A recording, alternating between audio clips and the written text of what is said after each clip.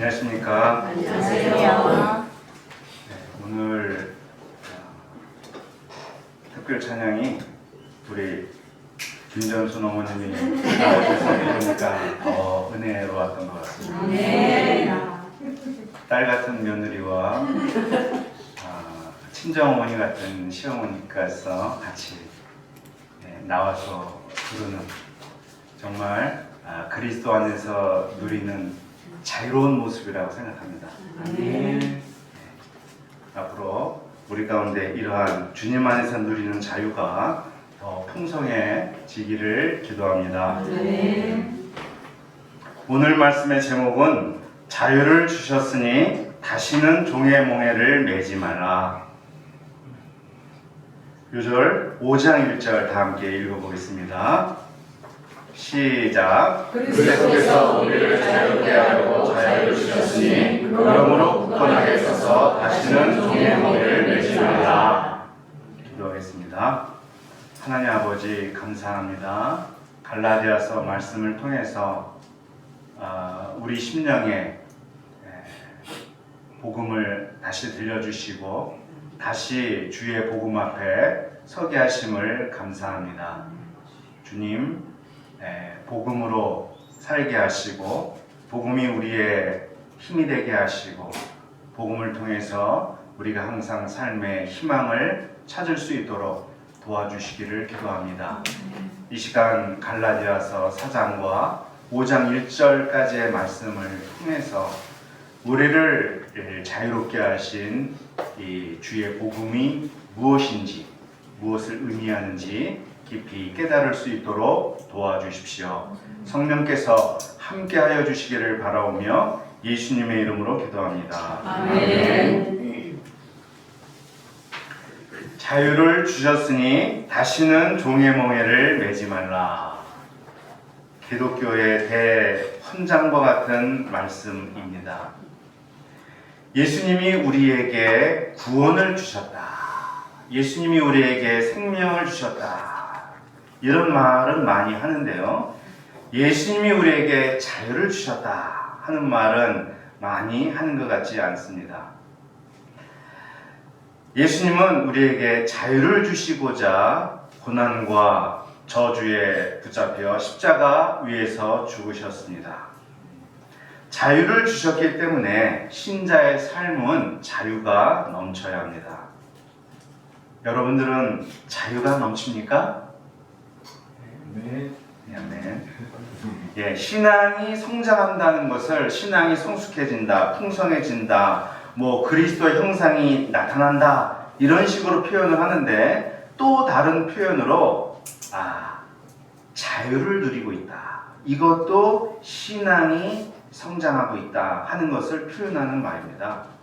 내가 얼마나 신앙생활을 건강하고 올바르게 하고 있는가 하는 것을 알아보려면 내가 얼마나 자유로운 삶을 살고 있는가 하는 것을 살펴보면 알 수가 있습니다.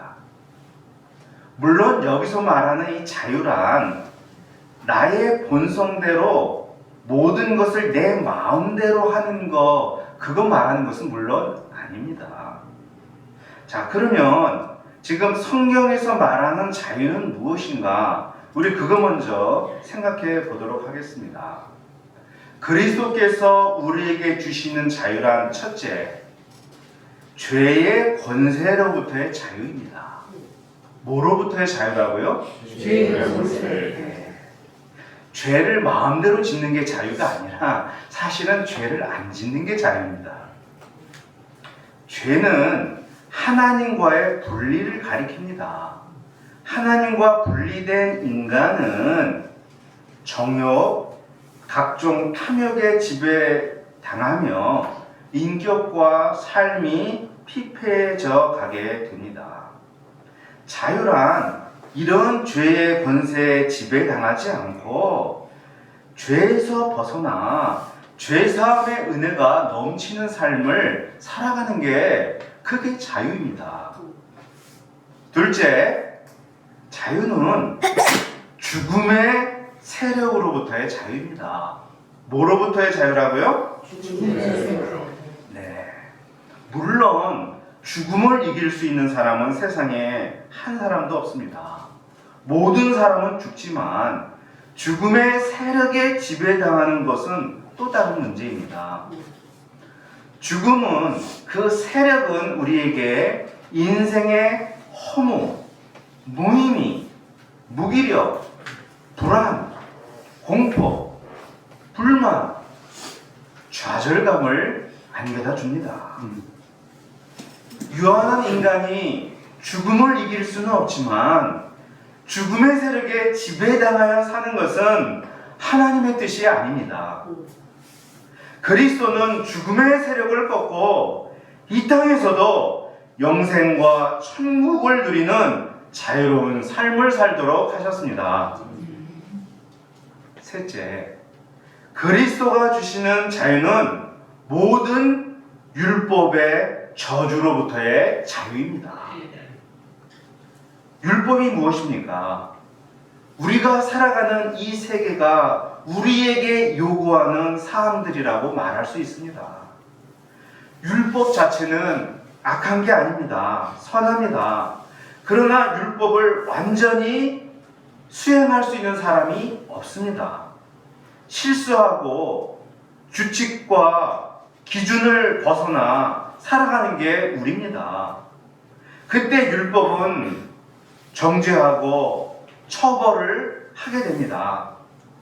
우리가 지키고자 하면 지키고자 할수록 더욱 지키지 못하고 무너져가는 자신을 볼 때가 많습니다. 그래서 사람은 어쩔 수 없이 율법의 저주 아래서 살아간다고 말합니다. 완벽주의, 결벽증, 우울증, 죄책감, 과도한 자의식, 공황장애, 이런 정신 영역에서 상당한 부분이 율법의 저주로 생겨난 상처들입니다. 2000년 전이나 지금이나 죄와 죽음의 세력, 율법의 저주에 시달리며 살아가고 있는 것은 똑같습니다.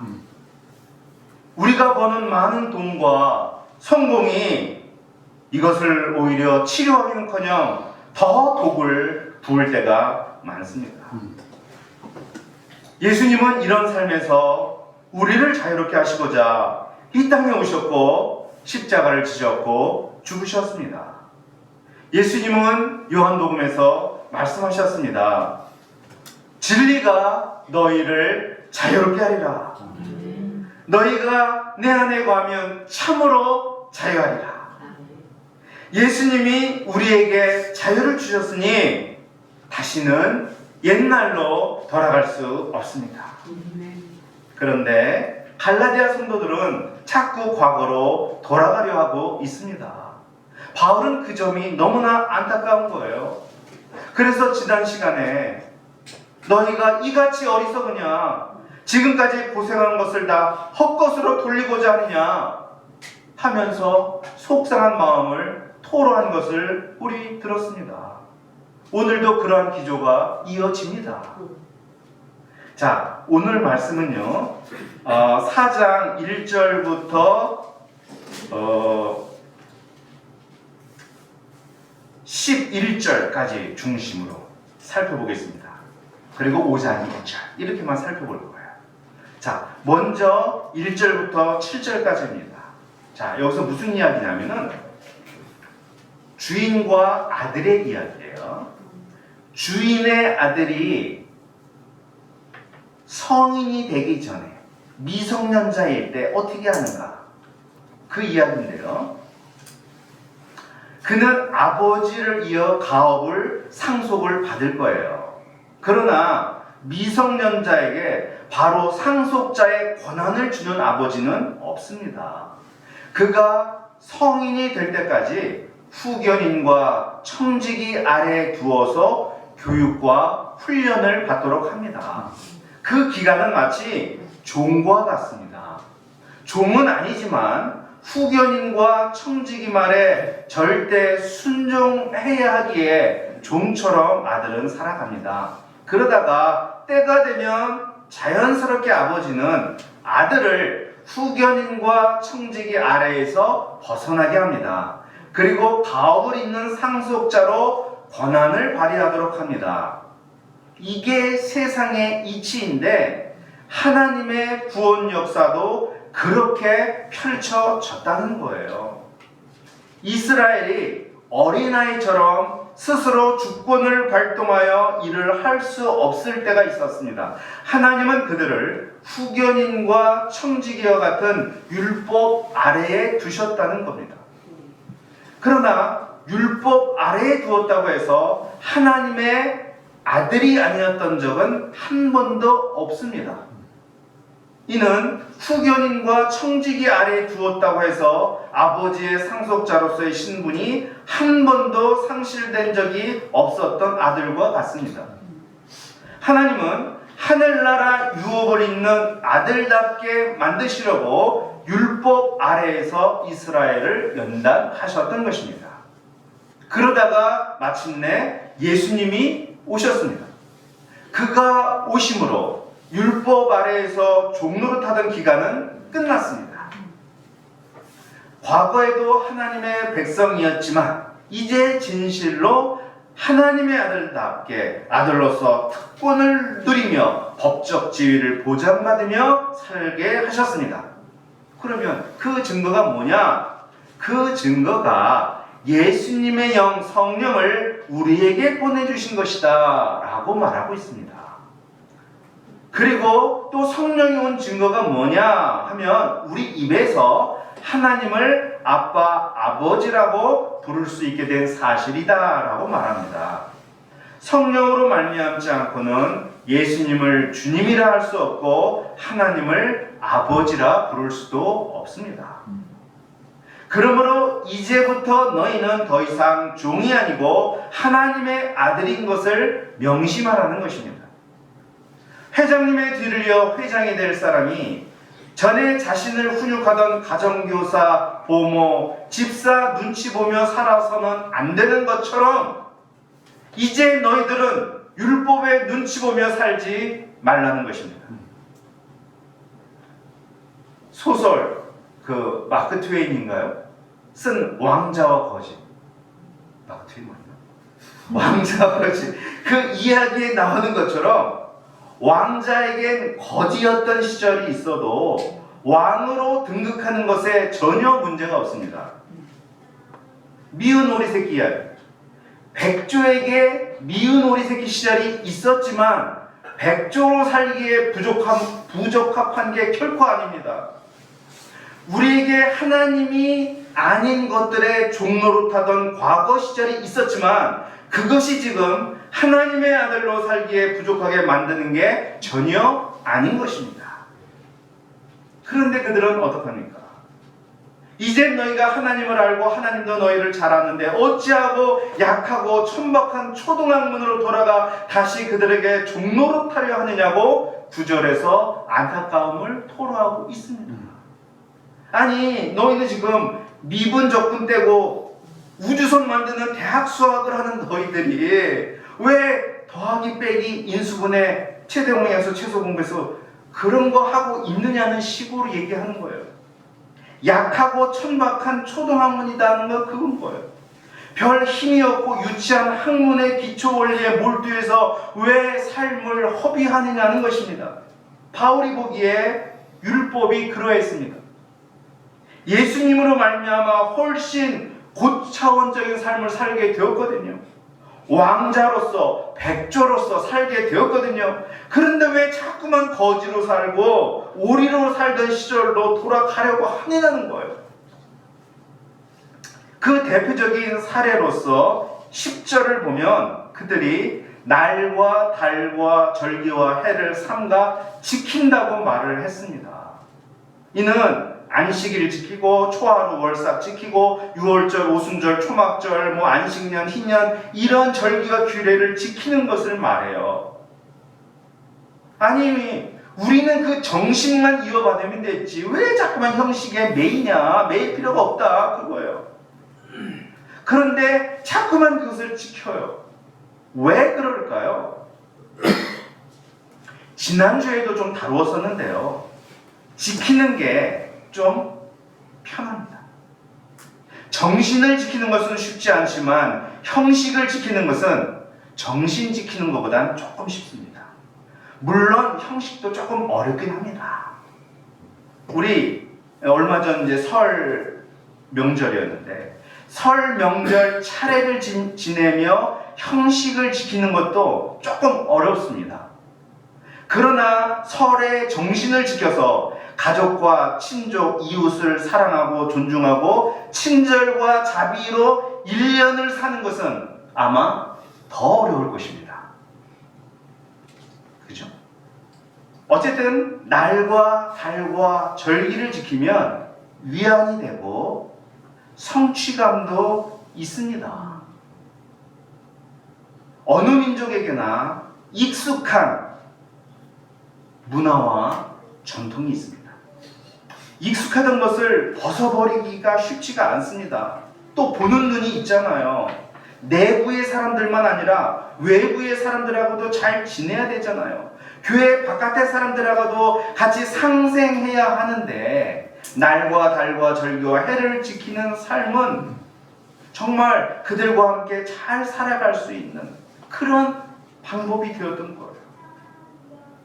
2000년 전 그들이 율법과 전통으로 돌아가는 게 쉬웠다면 우리에게는 어디로 돌아가는 게 쉬운가? 그런 요소는 무엇인가? 이 시간에 생각을 해보겠습니다.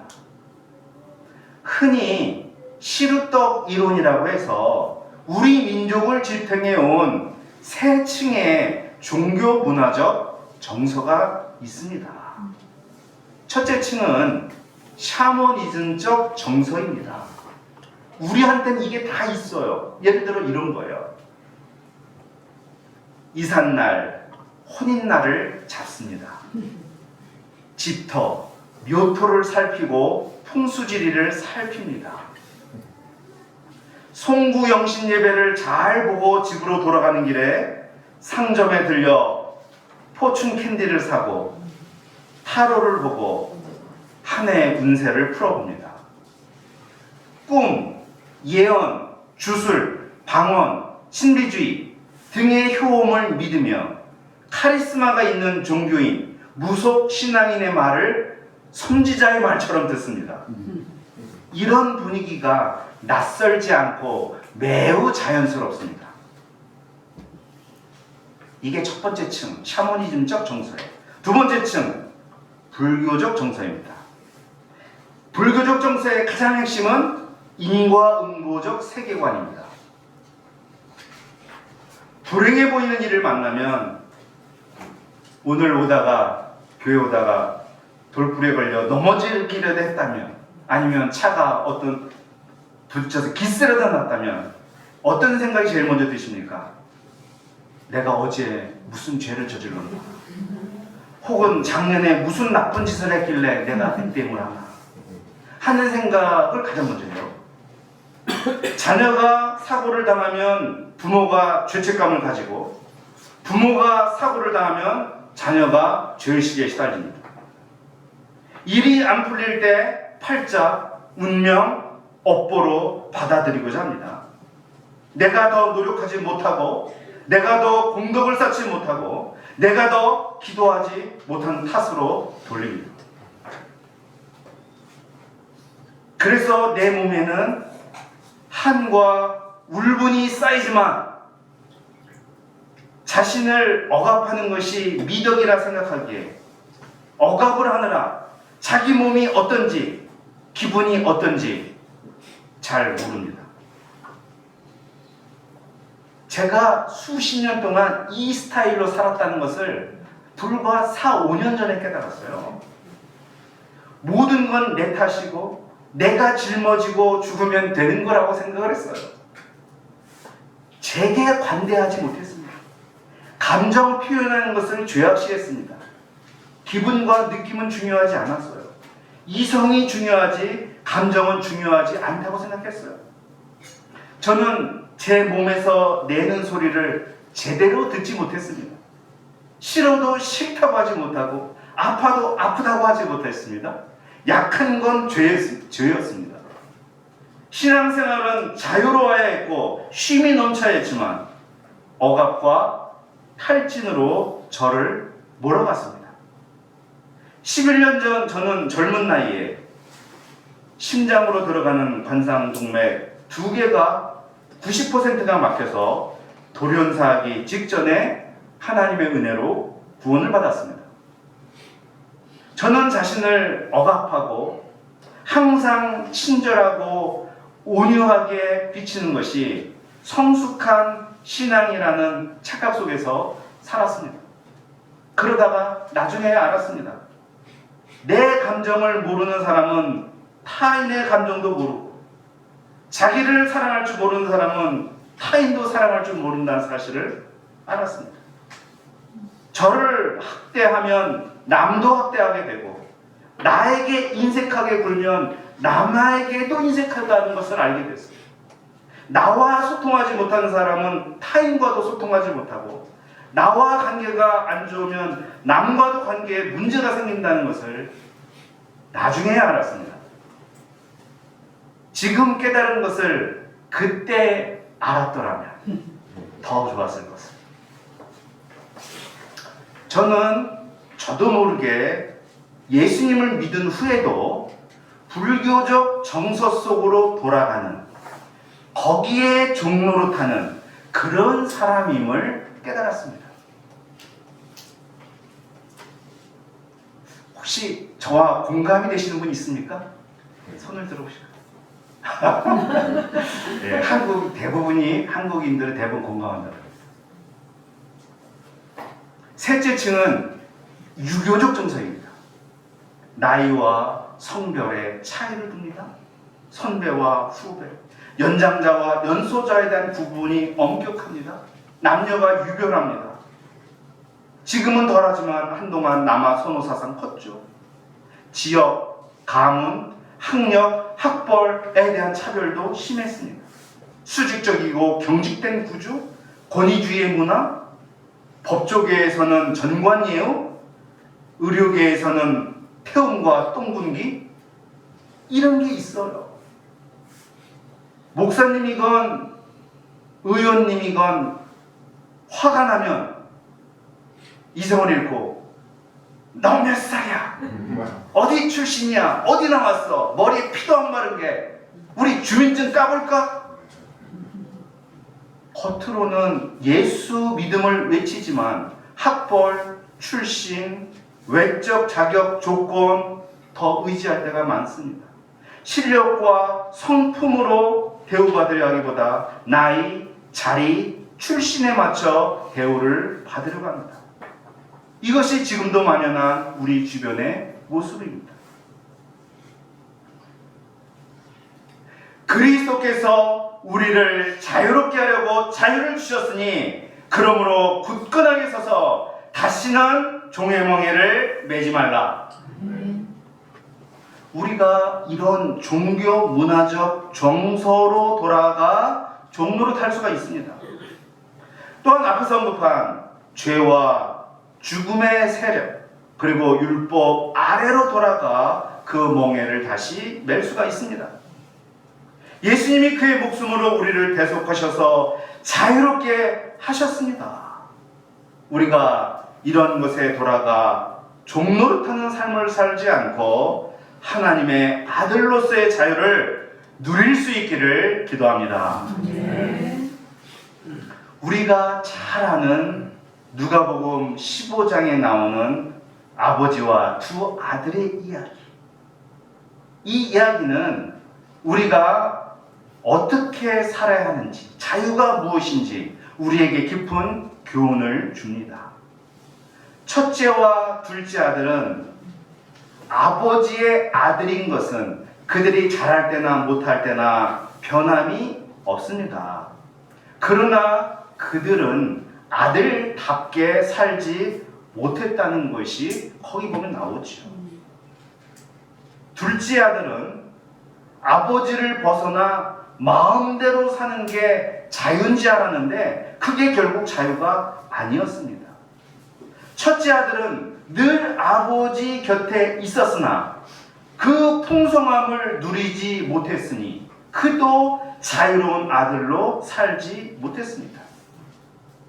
자유를 누리는 아들다운 삶이란 아버지의 사랑이 얼마나 크며 아버지에 있는 것이 곧 내 것이라는 사실, 천국 하나님 나라 기업이 곧 나에게 상속된다는 사실을 깨닫는 데 있었습니다.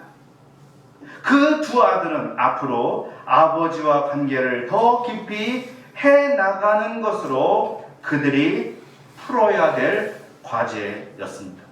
이처럼 우리도 예수님으로 말미암아 하나님의 자녀로 누리게 된 삶이 얼마나 엄청난 것인지, 우리를 예수님 안에서 아들로 받아주신 것이 얼마나 큰 은혜요 복인지 우리가 앞으로 깨달아 가야 하는 것이 우리가 풀어야 할 과제일 것입니다.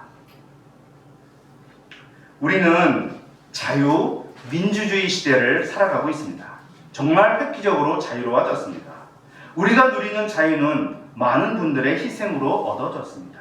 지구 곳곳에는 신앙의 자유가 없는 곳이 많습니다. 심지어 결혼, 직업 선택, 거주 이전의 자유마저 없는 곳도 많습니다. 제가 10대 때는요, 통금이라는 게 있었어요. 12시가 넘어서 돌아다니면 경찰서로 잡혀 들어갔습니다. 머리카락이 길어도 단속이 되었고요. 중고등학교 시절엔 교복의 목 단추가 풀려도 선도부에게 끌려가 늘씬 얻어맞았습니다. 제가 군대에 있었을 때 대선이 한 번 있었어요. 대선. 근데 투표는 중대장과 선임하사가 보는 앞에서 투표용지를 개봉하고 그들이 지시하는 곳에 찍어야 했습니다. 이거 불과 30년 전의 일입니다. 자유의 기치가 높아진 것은 사실이지만 여전히 좀처럼 어두움에 매여 살아가는 영역이 많이 지금도 존재합니다. 두려움, 불안, 공포, 환청, 환각, 이런 것으로 각종 향정신의약품에 의지하지 않고는 살아갈 수 없는 그런 분들이 많다는 것은 무엇을 의미합니까? 강박증, 노이로제, 트라우마, 외상후 스트레스성 장애 등으로 어느 때보다 마음과 정신이 아파서 병원과 상담소를 찾는 이가 많다는 것은 무엇을 의미합니까? 미 보건식품의약청에 따르면 미국인의 4분의 1이 항우울증 약을 복용하고 있다고 합니다. 흡연 인구보다 많습니다. 우리나라는 10년 동안 OECD 가맹국 중 자살률 1위, 10대와 60대 자살률 1위를 달리고 있습니다. 세계에서 교회당 예배당 개수가 가장 많고 세계 10대 대형 교회가 다 한국에 있는데 한국은 왜 이렇습니까? 과연 나는 죄와 죽음과 율법의 종으로 살아가고 있지는 않습니까? 왜곡된 샤머니즘과 불교와 유교의 정서에 끌려 들어가 살고 있지는 않습니까? 나는 아니더라도 우리 주변에 이러한 것들에 매여서 지금도 눈물을 흘리며 신음하는 사람은 없습니까? 이 시간 주님이 이 시대에 그리고 우리에게 선포하시는 말씀에 우리가 다시 귀를 기울이기를 원합니다. 그리스도께서 우리를 자유롭게 하려고 자유를 주셨으니 그러므로 굳건하게 서서 다시는 종의 멍에를 매지 말라. 그러므로 내가 이후로는 종이 아니요 아들이니 아들이면 하나님으로 말미암아 유업을 받을 자니라.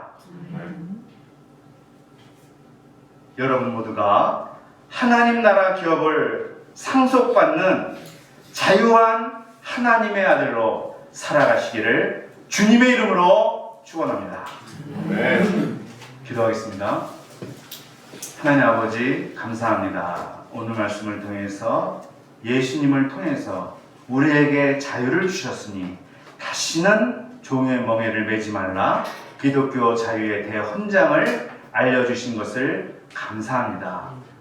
2000년 전 자기도 모르게 율법과 전통의 종노릇을 하였던 것처럼 우리도 죄와 죽음과 율법 그리고 우리 민족이 가지고 있는 종교 문화적 정서에 우리가 종노릇 할 때가 있습니다.